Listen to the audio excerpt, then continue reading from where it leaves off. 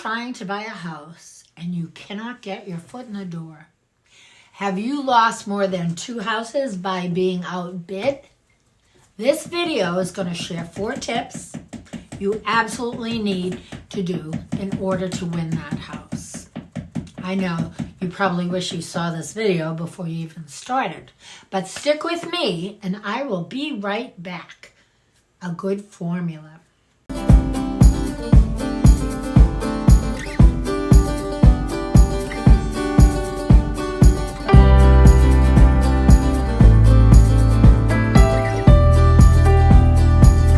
Number 1, be prepared financially.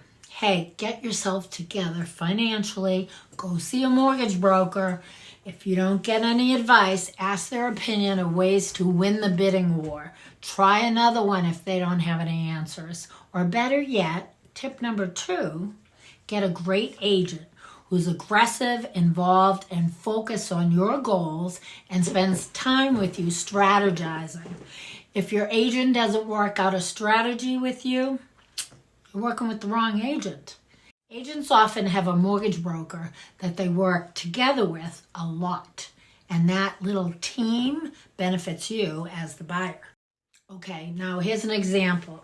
A buyer approved, I'm going to pick middle of the road, approved for $625. Okay, a buyer approved for $625 with 5% down. Why 5%? Not recommended, but if you don't have enough cash, this is how we can manage it.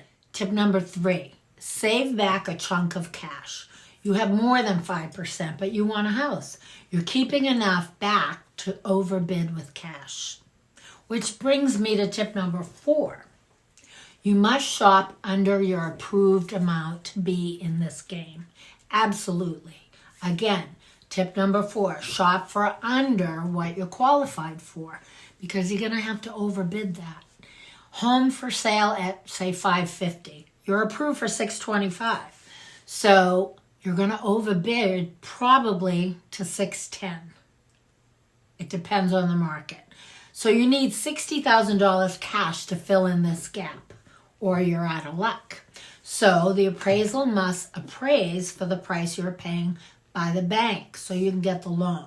Banks aren't going to approve an overbid that doesn't match what they're risking for your mortgage. So this is what you now need. Purchase price, $610. 5% of the new price is now $30,500. So that's your 5% down, plus appraisal gap. For example, a house appraises for $580. So maybe $30,000 you need to have cash. If that house was listed at $550 and you offered $610, that's $70,000, but it's probably going to appraise for more than $550. So you need to have that appraisal gap money. You now need $30,500 for the 5% down, plus $30,000 that you overbid to get the house.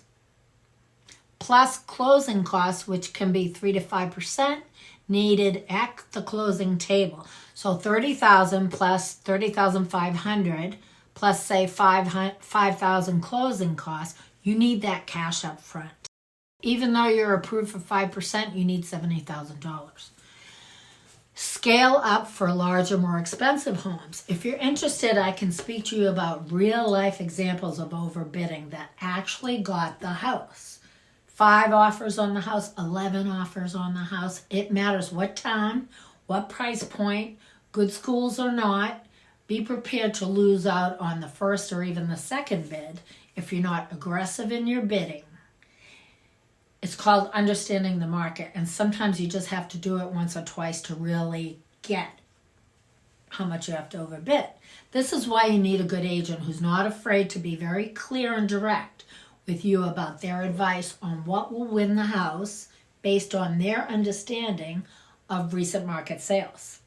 There's a lot that goes into before you even come up with the offer price. So strategize, go get them. Good luck. Call me if you need help. Unfortunately, there's more than just the dollar amount. Be prepared to waive contingencies. Not your mortgage contingency. You never waive that.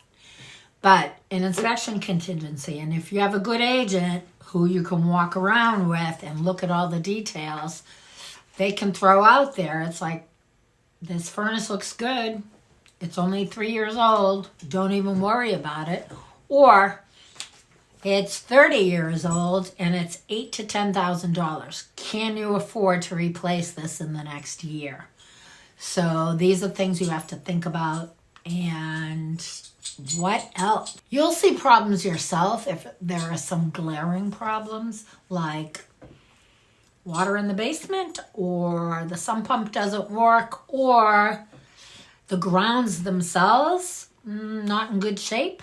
And don't fall for fear of missing out. You will find a house you love, and you may lose it, but there will be another one. So hang in there. Karen from Boston and the Burbs. I'll see you next week. I'll see you next Wednesday. Thanks for watching Boston and the Burbs.